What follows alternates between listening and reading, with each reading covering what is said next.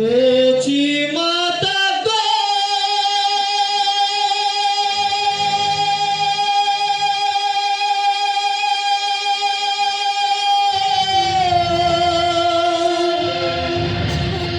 সচি মাতা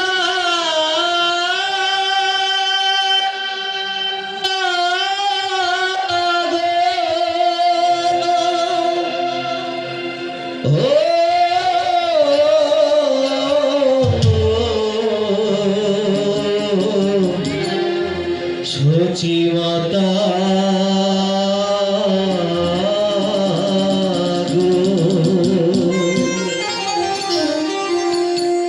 তোর গোরাতে চলে ছেড়ে মাগ নীলা চহলে চলে যা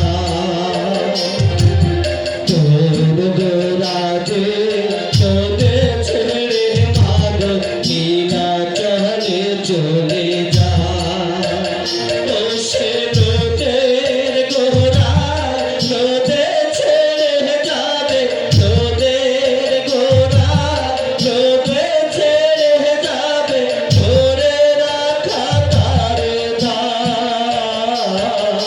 তোর গোরা যে তোদে ছেড়ে মাগ নীলা চলে চলে যা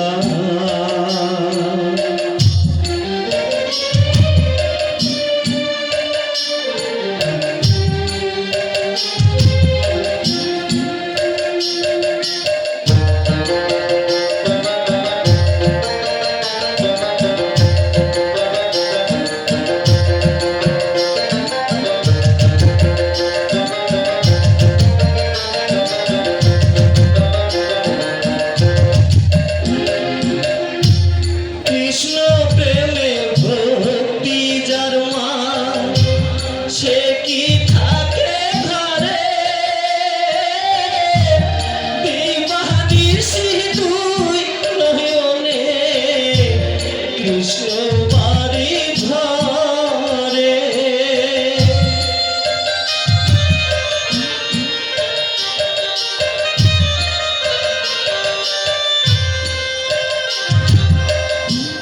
কৃষ্ণ প্রেমে ভক্তি যার মা সে কি থাকে ঘরে দিবানিশি তুই নয়নে কৃষ্ণ বাণী ধরে যার বাসিতে যমুনা মা যার বাসিতে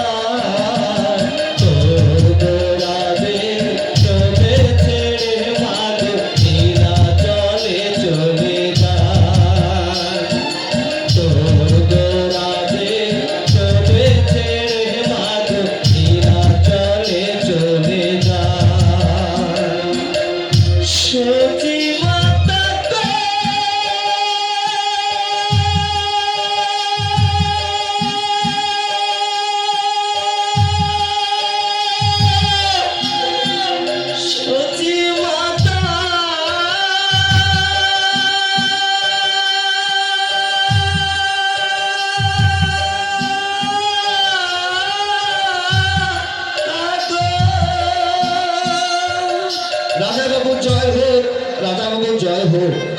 বাহ, বড় সুন্দর গান। এই যাও,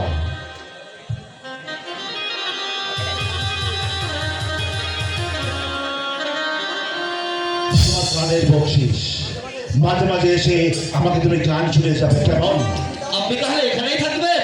হ্যাঁ, বাবা মারা গেলেন, তারপর কলকাতা থেকে আমি এখানে এসেছি। গ্রামের এই জমি জমাগুলো দেখাশোনা যদি আমি না করি তাহলে কি করব তুমি বলতে পারো?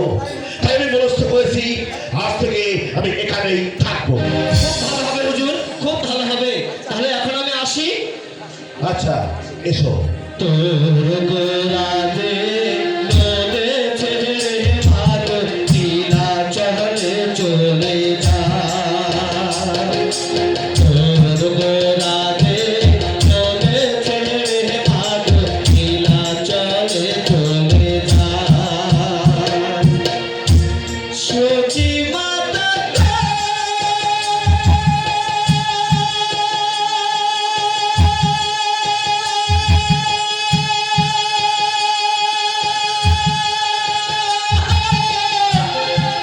সচি মাতা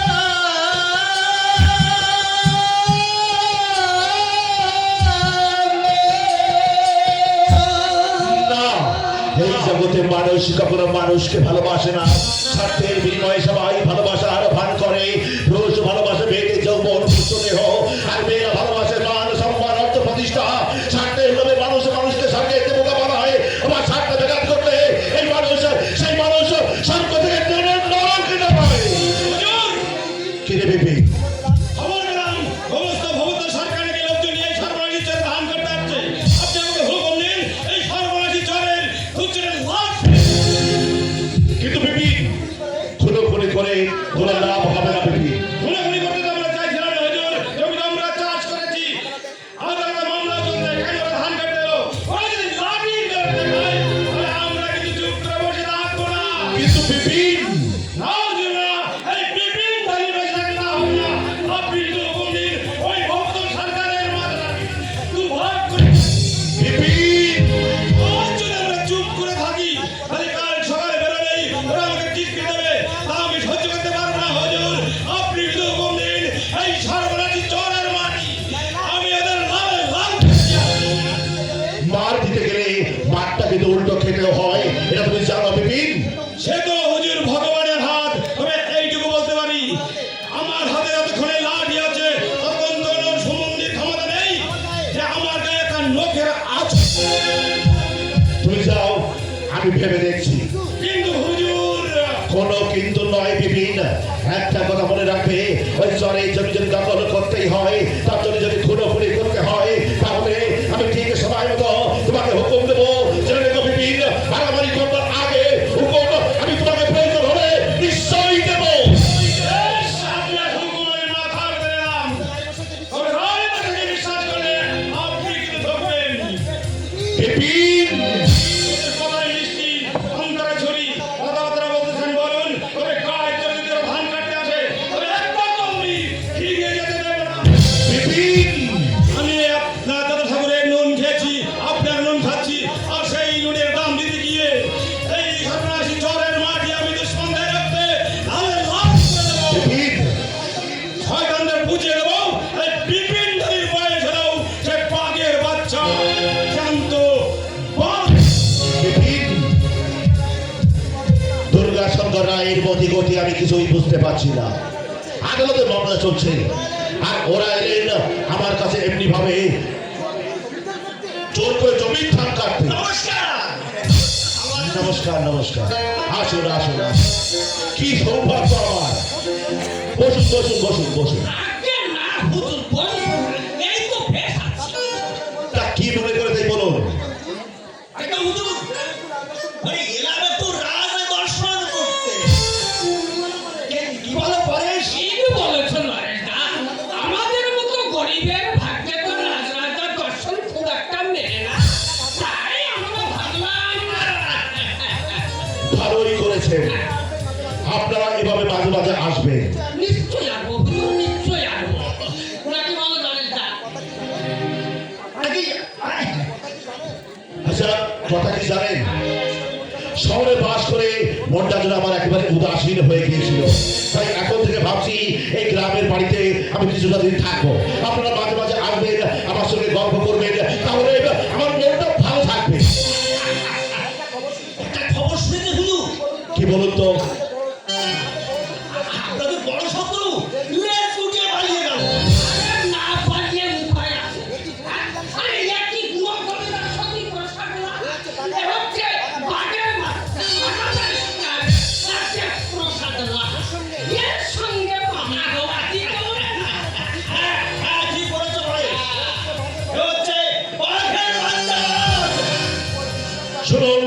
ওই বিশেষণটায় আমার কিন্তু একটু আপত্তি আছে। আগে বলছি বাঘ যত শক্তিমানই হোক না কেন, আসলে সে কিন্তু একটা জানোয়ার। তাই প্রধানমন্ত্রী আপনি কিন্তু আমাকে জানোয়ার বলছেন। না না না হুজুর, না। আমি ভগবানের দিব্যি করে বলছি, আমি অন্তটা ভেবে বলিনি। যাক, ও কথা বাদ দিন। এতক্ষণ আপনারা আমার সামনে দাঁড়িয়ে কার কথা বলছিলেন? কার আবার ওই যে দুর্গা শঙ্কর রায় ভূষণ নিকার আপনার পিতা ঠাকুরকে কম ঠকিয়েছে। সারবরাহি চরের জমিটা নিয়ে যেভাবে জোট পাকিয়ে দিয়ে আপনার বাবা জেল হয়ে যায়। দেখুন নরেশ বাবু, দুর্গা শঙ্কর বাবু একজন এই অঞ্চলের সম্মানীয় মানুষ। আশা করি তার সম্বন্ধে কোনো কটূক্তি আপনারা আমার কাছে করবেন না। তো বটেই হুজুর, তা তো বটেই। আপনার বাবাকে হতে পারেন তিনি আমাদের শত্রু, তবু তিনি হচ্ছে একজন সম্মানীয় ব্যক্তি। তাই আমি চাই না একজন সম্মানীয় ব্যক্তিকে আমার সামনে দাঁড়িয়ে আপনারা অপমান করবেন। তাই আমি আশা করি তার সম্বন্ধে একটা বাজে কথা আপনারা আমার সামনে কিছুতেই বলবেন না। তা তো বটেই হুজুর, তা তো বটেই। তবে কি না দুর্গা শঙ্কর বাবু কোথায় গেছে আপনি বললেন?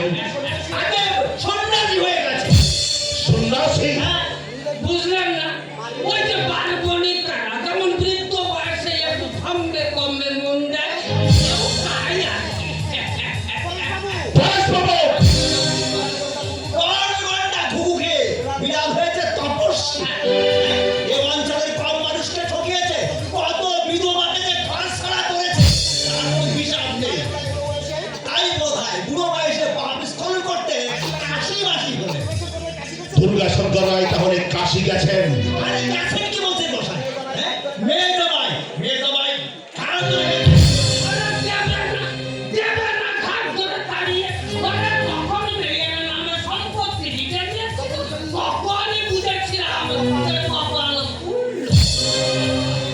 দুর্গা শঙ্কর বাবু তাহলে মেয়ে জামাইয়ের নামে সমস্ত সম্পত্তি লিখে দিয়েছেন? আমার নামে না হুজুর, শুধু মেয়ের নামে। আরে জামাই, ওই জামাই কতটা নির্বোধ। কিন্তু আমি শুনেছিলাম ছেলেটি নাকি একদম ডবল এমএ। ওই নামেই এমে, আসলে একটা অকর্মের ধারণ। ওই যে কোনো জায়গায় ঘর জামাই থাকে, ঘর জামাই থাকে। নমস্কার। নমস্কার। আপনি কি দেবী প্রসাদ বাবু? হ্যাঁ, কিন্তু আপনাকে তো আমি ঠিক শহরের বাবাজি হুজুর, শহরের বাবাজি, আমাদের দুর্গা সম্প্রদার ঘর জামাই। কি আশ্চর্য, আপনি তাহলে সমরেশ বাবু? বসুন বসুন ভাই, বসুন বসুন। আমি কিন্তু কল্পনাই করতে পারিনি যে আপনি আবার এখানে আসবেন। ও কি অপরভাবে দাঁড়িয়ে রইলেন কেন? বসুন। আপনি আমাকে তুমি বলবেন না, কারণ আমি তা তো বটেই হুজুর, তা তো বটেই। ঘর জামাইয়ের সঙ্গে আপনি একদম বলার কোনো মানেই হয় না। তাছাড়া সমরের বিদ্যায় বুদ্ধিতে এমনকি বংশমর্যাদায় না দেবিতা না, ওরা ঠিকই বলেছে। আমি শুধু আপনার বয়সে ছোট নই, গ্রাম সম্পর্কে আপনি আমার আই মিন সম্মান। তাই ভালো সমরেশ, আমার সঙ্গে আপনি বলার মানেই হয় না। কিন্তু তুমি এখানে দাঁড়িয়ে রইলে কেন ভাই? বসো। না দেবিতা না, এই আমি বেশ আছি। আপনার সামনে চেয়ারে বসতে হলে বুকের একটা ফাটা থাকে। আপনি হলেন সাহেব মানুষ, তো বিরাট ফেরত তো চাই। আপনারা কিন্তু বেশি বাজে কথা বলছেন। তারপর সমরেশ কি মনে করে আমার এখানে এসেছে? এই এলাম আপনার সঙ্গে একটু পরিচিত হতে আর কি। তাই নাকি? হ্যাঁ, আমার কিন্তু তা মনে হয় না সমরেশ। নিশ্চয়ই কোনো বৈষয়িক কারণে তুমি আমার কাছে এসেছো, তাই না? না না, মানে বলছিলাম না। দেখো দেখো বাবাজি, নিজেকে তুমি যত বড় বুদ্ধিমান মনে করো না কেন, হুজুরের কাছে তুমি দুগ্ধবর্ষ শিশু। তোমাকে এক হাতে কিনে অন্য হাতে বিক্রি করতে হবে। দেখুন নরেশ বাবু, আগে বাবু, এসব অবাস্তব কথা বলা আমি কিন্তু একদম পছন্দ করি না। আশা করি এরপর কোন রকম বাজে কথা আপনারা বলবেন না। ঠিক আছে বাবু। ক্ষমা করবে হুজুর, ক্ষমা করবে। এই এই আমরা চুপ করলাম। হ্যাঁ, চুপ। বলো বলো সমরেশ। দেখুন দেবিতা, ওই সর্বনাশী চর্চা সম্বন্ধে আমি আপনার সঙ্গে একটা আলোচনা করতে চাই। সমরেশ, হ্যাঁ তোমার এই সদিচ্ছার উপর আমার সম্পূর্ণ আস্থা আছে। দেবিদা, একটু আগেই আমি খবর পেলাম তোমরা নাকি লাঠিয়াল নিয়ে এই চরের জমি ধান কাটতে গেছো। লাঠির চলে যদি জমি দখল করতে চাও তাহলে একটা কথা ভুলে যেও না সমরেশ। একটা কথা আমি তোমাকে পরিষ্কার করে জানিয়ে দিতে চাই, তোমরা যদি লাঠিয়াল ব্যবহার করো তাহলে ওই লাঠিয়াল কিন্তু আমারও কম নেই সমরেশ। ভুল বোঝাবুঝির জন্য আজকে এই ঘটনাটা ঘটেছে। ভুল বোঝাবুঝি? হ্যাঁ, ভুল বোঝাবুঝি। আমার বাবা যখন কাশি যান তখন উনি আমাকে বলে গিয়েছিলেন আমি যেন আপনার সঙ্গে একটা কম্প্রোমাইজ করে নিই, অথচ সরকার মশাই সেটা জানতেন না, তাই তিনি লাঠিয়াল নিয়ে সেখানে ধান কাটতে গেছে। অথচ দেখো, আমি যদি ওখানে আজ বিপিনকে পাঠাতাম তাহলে হয়তো 2-4টে লাশ ওখানে পড়ে যেত। জেলের বসে অনেক মানুষ কিন্তু খুন করতেও দ্বিধাবোধ করে না, সেটা তো নিশ্চয়ই তুমি বোঝো। দেখুন দেবিদা, আমরা মোকদ্দমা করে বলছি আমরা, আর পেট ভরছে ওই উকিল মুক্তার বেশ কাছে। আমি চাই আপোষ সহজে ঝগড়াটা মিটিয়ে দিতে। তা তো বুঝলাম বাবাজি, ঝগড়া মিটেছে ভালো কথা, কিন্তু অলকার সম্মতি আছে তো? অলকাই তো হচ্ছে আসল জমিদারের মালিক। তুমি তো বাবু একজন খানসামাই ফালতু ফালতু। আমার মনে হয় এখানে অলকা আপত্তি করবে না, কারণ সে আমার স্ত্রী। আর তাছাড়া বাবা যখন কাশি যাওয়ার সময় আমাকে মামলাটা মিটিয়ে দিতে বলে গেছেন, সেখানে তার আপত্তি কিছুতে হবে না, সেটুকু বিশ্বাস আমার আছে। শোনো সমরেশ, হ্যাঁ বলুন দেবিদা। এক শর্তে আমি কম্প্রোমাইজ করতে রাজি আছি। বলুন কি সত্য? চরের জমিটা আমাকে ছেড়ে দিতে হবে, ন্যায্য মূল্য কিন্তু আমি তোমাকে দেব। বেশ, তাছাড়া যদি তুমি সন্তুষ্ট থাকো তাহলে তাই হবে দেবিদা, তাই হবে। 2-1 দিনের মধ্যে সদরে গিয়ে আমরা মামলাটা তুলে নেব, আর এই জমিটা আপনার নামে আমরা উইল করে দেব। বাবাজি, ভুল করে কিছু একটা করতে যেও না, ভালোভাবে চিন্তা করে তারপর সঠিক পথ নেবে, কারণ তুমি তো সাধনা তো ঘোড়া চালায়। আর তোমার শ্বশুর যখন তোমায় কিছু দিয়েই যায়নি, তুমি বা গোড়ালি নিয়ে ঘাস খেতে কেন যাচ্ছ? আরে এটাই বলে পারে ধরে বুদ্ধারি। এক কাঠা জমির জন্য 10টা লাশ পড়ে যায়, আর তুমি কিনা এক কথায় 40 দিনে জমি ছেড়ে দিলে। দেখুন, আপনাদের এই সমস্ত কথার অর্থ আমি কিছুই বুঝি না, তবে আমি বুঝি ওই 5 একর জমির জন্য এই 10 বছরে যে মামলার পিছনে টাকা খরচ হয়েছে তা দিয়ে 40 একর জমি কেনা যেত। তবে কেনাটা কিন্তু বড় কথা না বাবাজি, এটা হচ্ছে মর্যাদার লড়াই। থাক, থাক, পরে থাক। হুজুর হয়তো ভাবছেন আমরা ঝগড়া বাঁধিয়ে দিচ্ছি, তা ঠিক, তা ঠিক। আগে দুধে মিশে যাবে, তাহলে মাঝখান থেকে আটি যাবে ভাগা। শুনুন, আপনারা এখন আসুন, আগে বাবু আমরা এবার আপনারা যান, আমার একটু কাজ আছে। হয়ে পড়ে। এসো, চলে এসো। ঠিক আছে। তোর কথা ভালো মানুষ দা। বুদ্ধি থাকলে কেউ কি খানসামাই থাকে? তাকে বলা হয় অপদার্থ।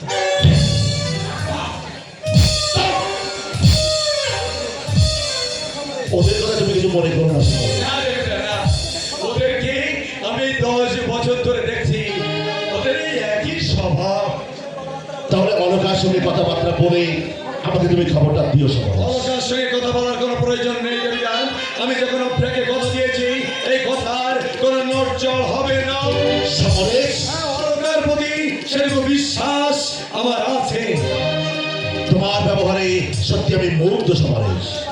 5 জনের 5 কথা শুনে তোমার উপর আমার অনেক রাগ হয়েছিল সমরেশ। দেবিদা, এখন দেখছি আমি যা তোমাকে বলেছিলাম, তোমার উপরে যে অভিমান করেছিলাম তা সম্পূর্ণ ভুল।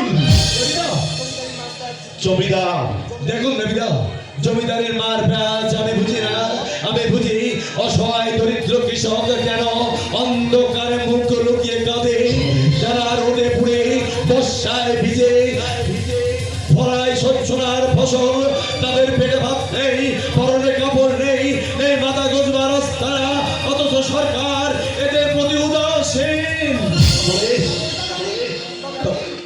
জানি মামলার পিছনে যে টাকা খরচ হয় তা দিয়ে এদেশের অনেক কিছু করা সম্ভব।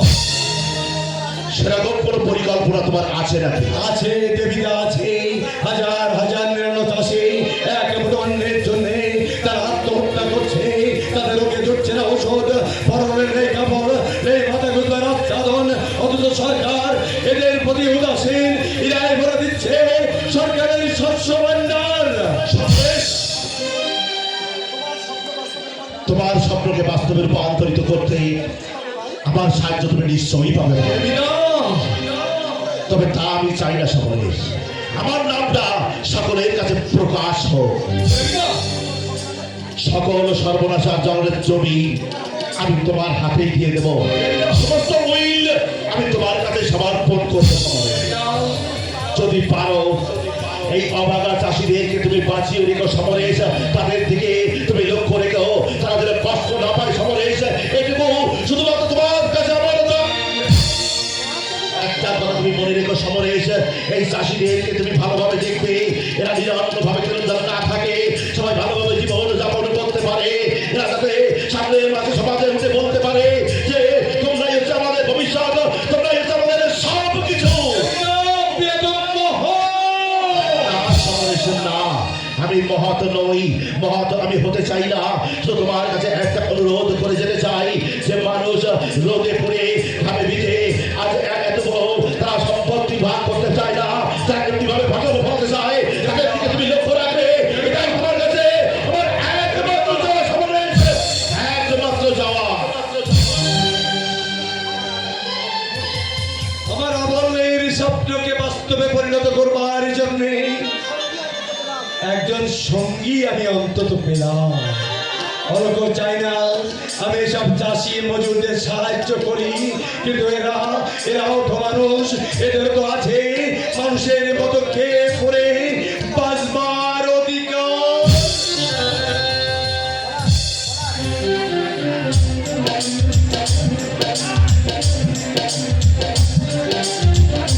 তোমার চাকরি তো 12টা বেজে গেল সরকার। যাও এবার মাঠে গিয়ে লাঙল ধরো।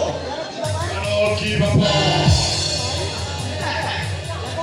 দেখো ভাই, লড়াই ঝগড়া মামলা মোকদ্দমা আছে বলে নায়ক গোমাস্তারা বেঁচে আছে। বলে তোমাদের তার বাইরে পেট চলা মুখে দাড়ি কামাবার পয়সা তোমাদের যুক্ত না। যে ব্যাপারটা কি এত খুলে বলো তো। তোমাদের জামাই বাবাজি, তোমাদের জামাই বাবাজি দেবীর পায়ে ধরে গোলমালটা মিটিয়ে বলছো তুমি জানিস না?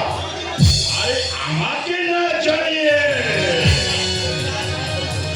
দেবীর পায়ে ধরে সে কি কান্না বললে আপনি দয়া না করলে আমার অতটা বাচ্চাটাকে নিয়ে ফেটে যাবে।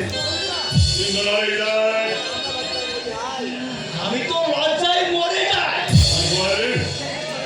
শেষমেশ ওই চরের জমিটা ছেড়ে দিল, পায়ে ধরে তাই তুমি এটাই আমাকে ঠিক বলেছ নরেশ দাই, জানি। ওই সারা ঘর জামাই পায়ে ধরে মিটমাট করতে গেল ওদের সঙ্গে। একেবারে অপদার্থ। আমি হলাম বর্ণের শ্রেষ্ঠ ব্রাহ্মণ সন্তান, আর তুই গেলি ওর পায়ে ধরতে। লরিদা, তুমি না এই খবরটা আমাকে দিয়ে বড় উপকার করেছো। আর আমাকে বলে কি জানো, আমাকে বলে তুমি ধান কাটতে যাবে না, আমি লাভ অবসরে একটু মিটমাট করে আসি। আর শেষ পর্যন্ত তুই এই করলি অত বাধা। হ্যাঁ, ভালো কথা মমদোষ। মানে গোটা অফিসের টাকা হবে তোমার কাছে। ওই হয়েছে কি হয়েছে? মানে বাড়িতে মেয়ে জামাই এসেছে, হাতে একদম পয়সা করে কিচ্ছু নেই। অবশ্য কালই টাকাটা ফেরত দিয়ে দেবো। শোনো, আগের 10 টাকা কিন্তু এখনো আমি পাইনি। আবার টাকা? আরে আমি কি দেব না বলেছি? আমরা হলাম সৎ ব্রাহ্মণ সন্তান, আরো উপকারের কথা জীবনেও ভুলি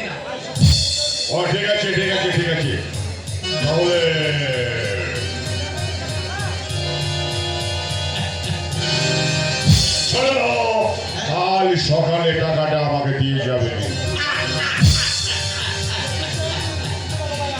সে সে বিষয়ে তুমি নিশ্চিন্ত থাকো ভাইয়া, কালই তুমি এই টাকাটা ফেরত পাবে। ভাইয়া, ভালো কথা, কি? ভালো কারখানে এই টাকাটা তুলে দিও। আরে দুর্গাটা না হয় কাছে কাছে, তাই বলে আমরা তো আর মেয়েটাকে ভাসিয়ে দিতে পারি না। না না না না, হরি, হরি নারায়ণ, ওগো মধুসূদন, যা দিনকাল পড়েছে ভাইয়া, দিনকাল পড়েছে। হরি, হে নারায়ণ। আমরা মগধের করে যা হয়েছ আসছিল আমার এই পকেটে, কিন্তু যেটা মামলাটা তুই এমনি ভাবে ডুবিয়ে দিলি হতো ভাড়া। কি হয়েছে মধুস কাকা?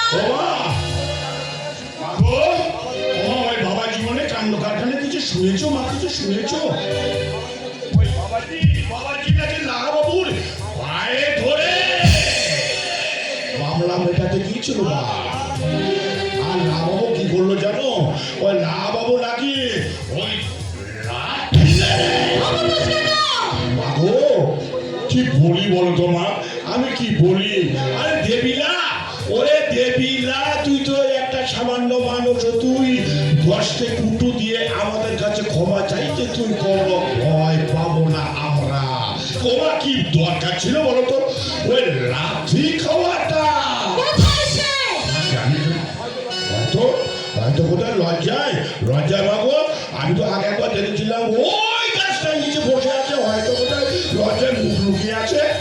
বাবা কাশি গেছে, প্রায় বছর খানেক হলো। এই 1 বছরে তার মানুষটা কত করে তুলেছে, প্রায় অর্ধেক প্রজার খাজনা মওকুফ করে দিয়েছে, চাষিদের জন্য স্কুল করে দিয়েছে। আজ গতকাল লটের কিস্তি, অথচ টাকার সঙ্গে আমার দেখাই নেই। কি যে হবে আমি কিচ্ছু ভেবে পাচ্ছি না। ওই জন্য মা, ওর একদম মাথা ব্যথা নেই। আসল কথা কি জানো মা? আরে আসল কথা হচ্ছে গরিবের ছেলে যদি হঠাৎ বড় লোক হয় তাহলে যে এইরকম হয় মা গো। মোট কথা হলো কি জানো মা? ওরে জামাই বাবুর ডবল নেমে হতে পারে, কিন্তু বিচুক্তি ওর একদম নেই। আপনি একটা কাজ করুন ভবতোষ কাকা, কি?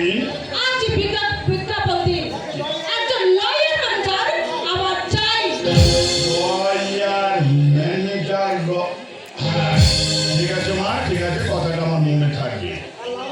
আল্লাহ বাবুদের সঙ্গে যদি মিটমাট হয়েই থাকে সেটা মেনে নেওয়াই উচিত। মা, ও মা, ওই যে লাহাবাবু মানে ওই যাকে মেরেছে সে যদি চুপ করে হজম করে যায়, আমি তাতে কি করবো বলুন? হ্যাঁ, বিজ্ঞাপনের কথাটা যেন ভুলবেন না। আসছে সপ্তাহে একজন লোক আমার চাই।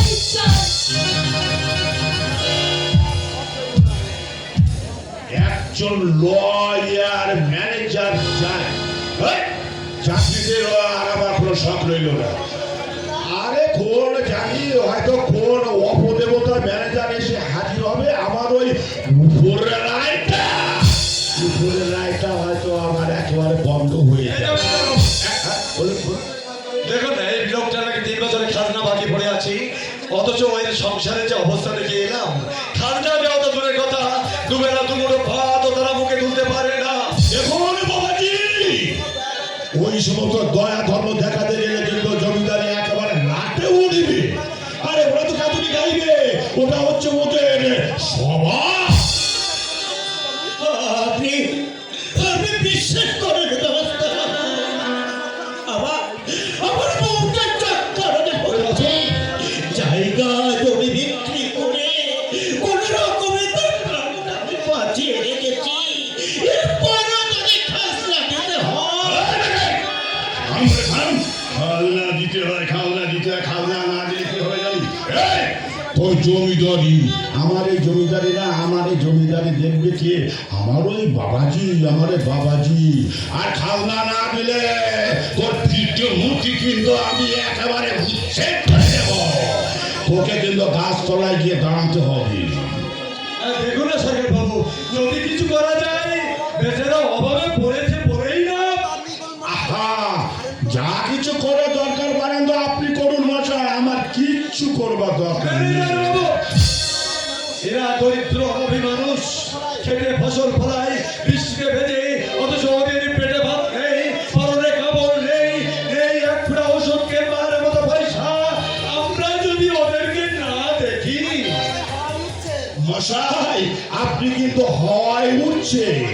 সরকার বাবু, দেখুন, জমিদারিটা যদি আপনার বাবার হতো, হ্যাঁ, তাহলে আপনি বুঝতেন কত ধানে কত চাল, কত ধানে কত চাল। কিন্তু শুনুন, আজ বাদে কাল কিন্তু জমিদারিটা লাটে উঠবে, একটা পয়সা কিন্তু আমাদের রোজগার নেই। আর আপনি মশাই কি করছেন এটা তো আমি দেখেছি, আপনি মশাই কল্পতরু সেজে একেবারে দয়া ধর্ম দেখাতে চলেছিলেন। আরে জমিদারি লাটে উঠলে আপনাকেও কিন্তু কাজ করাতে দাঁড়াতে হবে। কিন্তু এই সমস্ত অসহায় দরিদ্র মানুষগুলো যাবে কোথায়? যাবে ওই সমস্ত বোঝো, ওই সমস্ত দরিদ্র মেয়নত মানুষের দেখা দরকার আমাদের নেই। আর একটা কথা জেনে রাখুন, আপনি এক সপ্তাহের মধ্যে এই স্টেটে দেখবার জন্য একজন নতুন ম্যানেজার, লয়ার ম্যানেজার আসছে। ম্যানেজার আসছে নতুন। কি হবে হুজুর? আমি যে পুরো আশা নিয়ে এসেছিলাম, আমার খাসনাটা বকম হয়ে যাবে, ঘরে বাড়ি যদি আমার নিরীহ হয়ে যায়, ওই অসুস্থ মানুষটাকে নিয়ে আমি কোথায় যাবো হুজুর? রতন, হুজুর, হুজুর,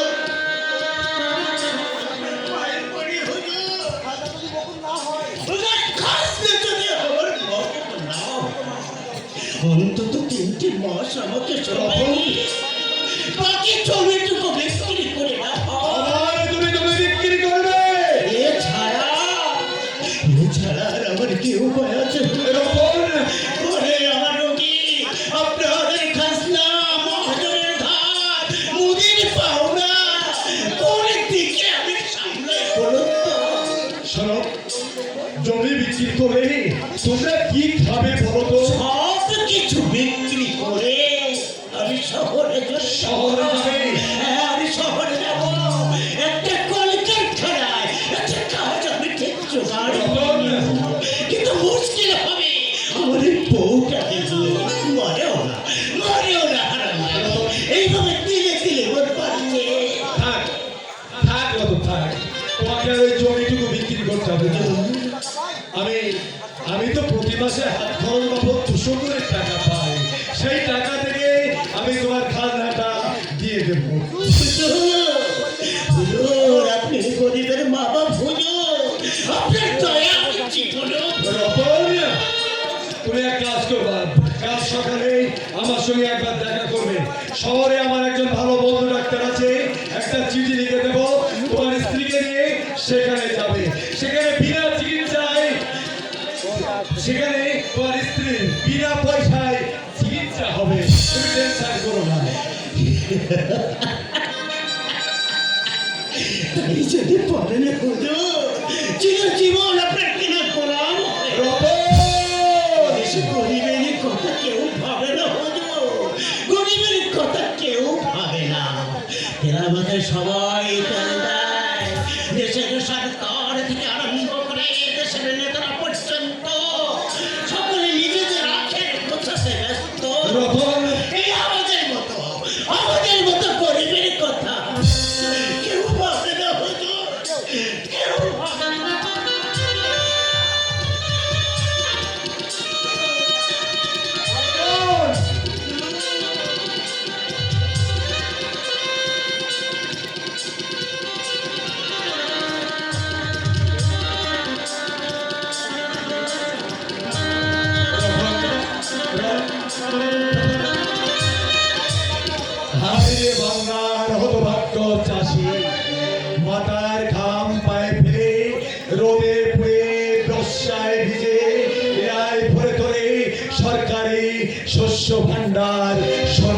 ফসল, অথচ এদের 5 বার ন্যূনতম স্থান সরকার সেটা স্বীকার করবে না।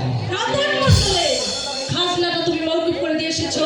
হ্যাঁ, না মানে সরকার বাবু রাজি হলেন না, তাই দেবীর হাট সঙ্গে 4 চরের জমিটার সম্বন্ধে তুমি মিটমাটের কথা দিয়ে এসেছো। হ্যাঁ দেবীদা বলে তাই। আমার সঙ্গে একবার আলোচনা করার প্রয়োজন তোমার মনে আসেনি? না মানে আমি ভেবেছিলাম আমরা বকতামা করে কি লাভ, অযথা পয়সা খরচ করে কোনো লাভ আছে, তাই মামলার খরচের টাকা কি তোমার পকেট থেকে যাচ্ছিল? আমার কাছে টাকা কোথায় অলকা? তাহলে তোমার টাকা কি আমার টাকা নয় অলকা? বাবা চলে যাওয়ার পর থেকে যতগুলো প্রচার খাজনা তুমি মওকুফ করে দিয়েছো, তার জন্য একটিবারও তুমি আমার সঙ্গে আলোচনা করার প্রয়োজন মনে করনি। কিন্তু কেন?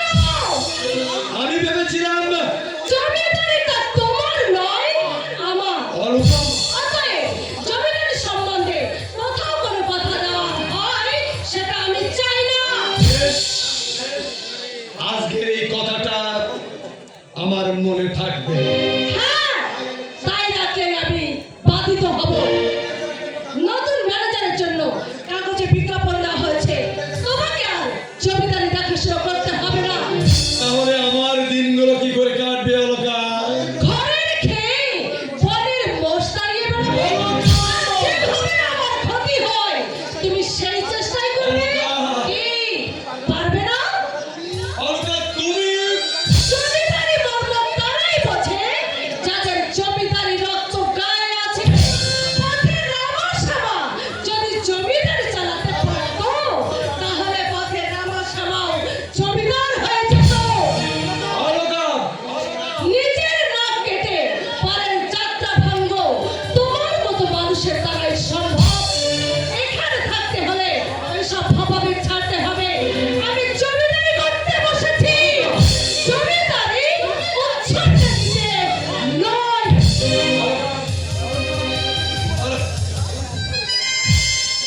তুমি ঠিকই বলেছ অলকা, তুমি ঠিকই বলেছ। আমি তো পথের মানুষ, তোমাদের এই জমিদারির মর্ম আমি কি করে বুঝবো বলো? আমি বুঝি দরিদ্র অসহায় মানুষ কেন